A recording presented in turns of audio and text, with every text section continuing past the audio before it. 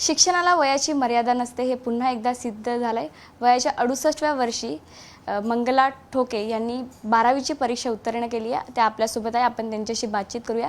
नेमका हा तुमचा प्रवास कसा होता आणि अचानक तुम्ही एवढ्या वर्षानंतर गॅप घेतला आणि 12वीची परीक्षा द्यायला गेलात?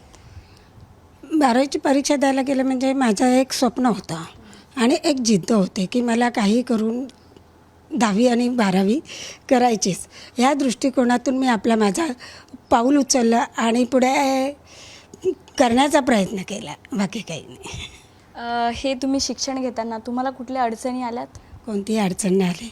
शाळेतून आम्हाला 10वी माझी गगनगिरी नाईट हायस्कूलमधून, तिथेचे पण शिक्षक जे व्यवस्थित होते आणि मासूम संस्था ही आम्हाला सर्व प्रत्येक शाळेमध्ये पुरवत होते। वह्या, पुस्तकं, मुलांना खाऊ, पेन्सिल हे सर्व शाळेतून।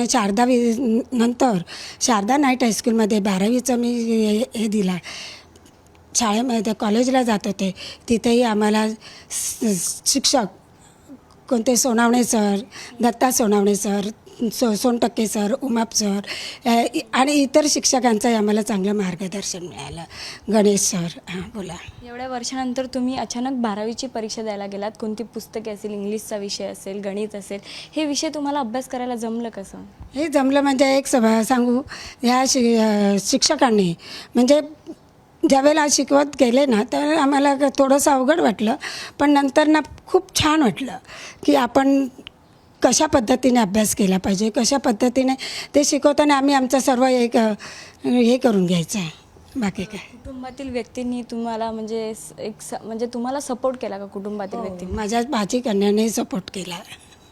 एक समाजासमोर वेगळा आदर्श तुम्ही निर्माण केला आहे। हो।